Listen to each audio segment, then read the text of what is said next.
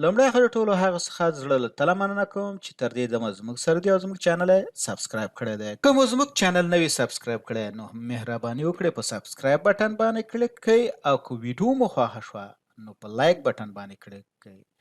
د نور سره د شریکولو لپاره په شیر بټن باندې کلیک کړئ او د خپل نظر د وړاندې کولو لپاره یا تبصرې کولو لپاره د کمنټس په برخه کې خپل نظر یا پوښتنه زموږ سره شریکه کړئ. د انګلیسي ژبې زده کړې لپاره موږ په پښتو ژبه بېلابېل ریزونیز پروګرامونه جوړ کړي دي او دې چینل ته مو په ټکزاس کې د پوهې یا پرمټ د ازموینې پوښتنې او ځوابونه. یا سل یو دېرشمه پوښتنه: کله چې د شپې لخوا موټر چلوئ تاسو باید تل خپل لوړ بیمونه وکاروئ، په مستقیم ډول د راتلونکي موټر مخکیني یا د سر څراغونو ته وګورئ، خپله تعقیبي فاصله یا واټن زیات کړئ. سم ځواب دی خپله تعقیبي فاصله یا واټن زیات کړئ. راځو ځواب وضاحت ته. کله چې تاسو د شپې لخوا په سړکونو یا لویو لارو موټر چلوئ نو د بل موټر په څیر خپل تعقیبي فاصله زیاته کړئ، ځکه چې د شپې تیاره وي او نورو موټرو او شیانو لیدل ستونزمن وي. خپل د موټر مخکیني څراغونه د قانون سره سم وکاروئ. په کوم ځای کې چې ټیټه رڼا ته اړتیا وي یا ضرورت وي نو څراغونه ډیم کړئ یا څراغونه ضعیفه کړئ. ستاسو په لور راتلونکي موټر څراغونو ته په مستقیم ډول سره مه ګورئ، ځکه چې دا کار ستاسو د لید ساحه محدودوي او مخ ته موټر او نور شیان کتلی شئ. راځو یو سل دوه دېرشمه پوښتنه ده: که تاسو خپل ځان په سکیټ یا د ښویېدو په حالت کې ومومئ، په نرمۍ سره بریک ونیسئ. د بریکونو نیولو څخه ډډه وکړئ. ناڅاپه بریک ونیسئ. سم ځواب دی د بریکونو نیولو څخه ډډه وکړئ. راځو ځواب وضاحت ته. که ستاسو موټر ښویېدل پیل کړي بریک مه نیسئ. بریک نیول ستاسو د موټر د لا ښویېدو او یا هم د چپه کېدو سبب کیږي. راځو یو سل درې دېرشمې پوښتنې ته. کله چې یو انټي لاک بریک سیستم لرونکی موټر یا ABS لرونکی موټر په سړک باندې کشش له لاسه ورکړي او په ښویېدو باندې پیل وکړي، موټر چلوونکی باید بریکونه پمپ کړي، بریک پیډل د فشار لاندې ونیسي، ګاز پیډل د فشار لاندې ونیسي. سم ځواب دی بریک پیډل د فشار لاندې ونیسي. راځو ځواب وضاحت ته. که یو انټي لاک بریک سیستم یا ABS لرونکی موټر ټایرونو په سړک باندې کشش له لاسه ورکړي او په ښویېدو باندې پیل وکړي، یعنې په سړک باندې د دې ټایرونه نه کلکېږي. کله چې کشش د لاسه ورکړي نو مثال په سړک باندې نشي ځان کلکولی، باید په بریک پیډل باندې سخت فشار راوړئ او کلک یې ونیسئ. دا په کوم سیستم کې؟ بریکونو سیستم کې چې مثال ABS وي. یو موټر چلوونکی د ډرایووای څخه عامه ټرافیکو سره یو ځای کېږي یا یو شخصي سړک ته ننوځي. ډرایووای مثال دا ستاسو کور مخې ته د ګراج مخې ته دا لار چې ده ډرایووای وایي. د حق لاره لري، باید مخکې له دې په عامه سړک کې موجوده موټرو چلوونکو ته د لارې حق ورکړل شي، یعنې ییلډ وکړي. کولی شي چې په زوره سره د نورو ټرافیکو سره یو ځای شي. سم ځواب دی باید مخکې له مخکې په عامه سړک کې موجوده ټرافیکو موټر چلوونکو ته د لارې حق ورکړي. که چېرته تاسو د ډرایووای څخه بل سړک ته یو ځای کېږئ نو په هغه حالت کې، یعنې که هغه هر سړک وي، که وړوکی وي که غټ وي، که هر اندازه چې نو تاسو باید اول هغې ته د لارې حق ورکړئ او بیا تاسو سړک سره یو ځای شئ یا سړک ته ننوځئ. راځو ځواب وضاحت ته. که چېرې تاسو د خپل کور د ډرایووای څخه یو شخصي سړک او یا د عامه ټرافیکو سره یو ځای کېږئ نو تاسو باید لومړی د لارې حق هغه ټرافیکو یا موټر ته ورکړئ چې د مخه په سړک کې دي یا وي. یو سل پنځه دېرشمه پوښتنه: ګډوډ یا بې ځایه موټر چلول ډېر غیر معمولي خورا خطرناک چلند دی. د اندېښنې لپاره هیڅ نشته. سم ځواب دی خورا خطرناک چلند دی. راځو د ځواب وضاحت ته.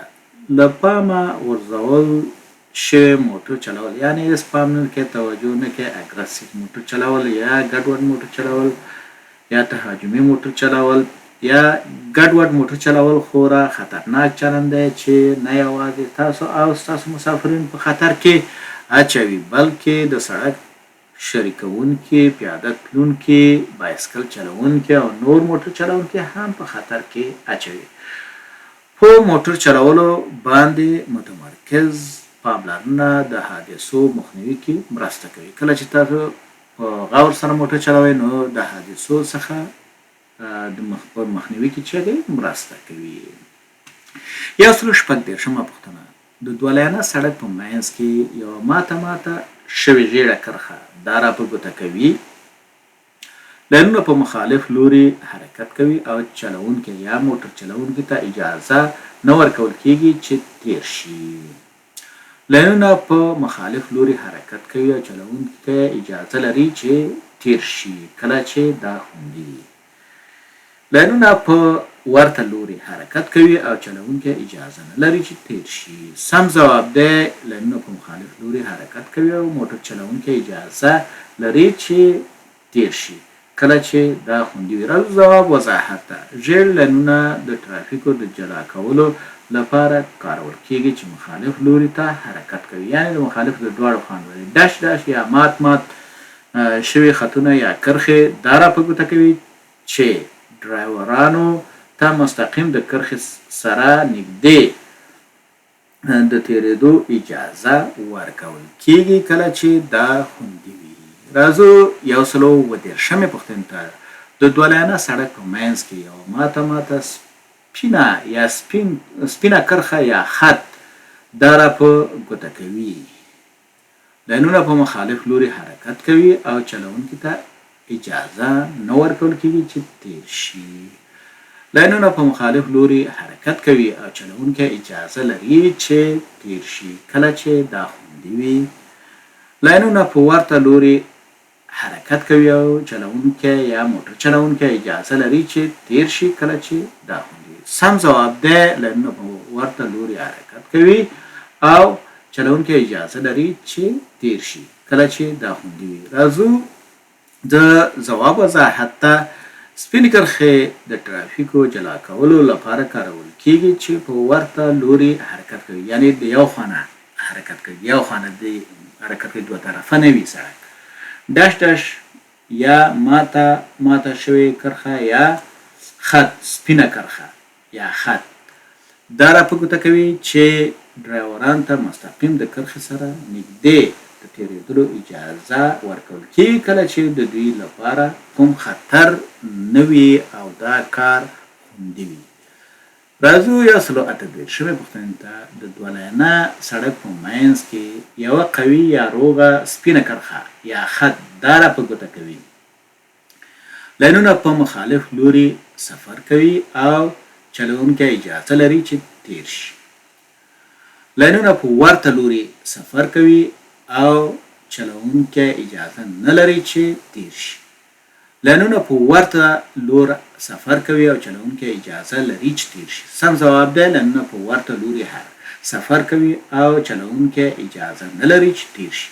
راځو ځواب وضاحت ده. سپینې کرښې په ورته لور د ترافیکو د جلا کولو لپاره کارول کیږي. په سړک باندې روغه سپینه کرښه په دې معنا ده چې موټر چلوونکی نشي کولی چې د دې کرښې یا خط څخه واوړي یا لاین بدل کړي. راځو 149مې پوښتنې ته. د دولیانه سړک په منځ کې دوه ګونې یا دوه ژیړې کرښې یا خطونه دا را په ګوته کوي. لینونه په مخالف لوري حرکت کوي او چلوونکي ته اجازه نه ورکول کیږي چې تیر شي. لینونه په مخالف لوري حرکت کوي او چلوونکي اجازه لري چې تیر شي کله چې دا خوندي وي.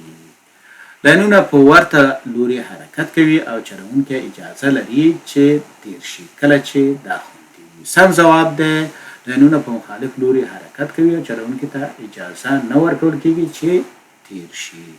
راځو د ځواب وضاحت ته. ژیړ رنګ د دوه طرفه ترافیکو د جلا کولو لپاره کارول کیږي چې مخالف لوري ته حرکت کوي.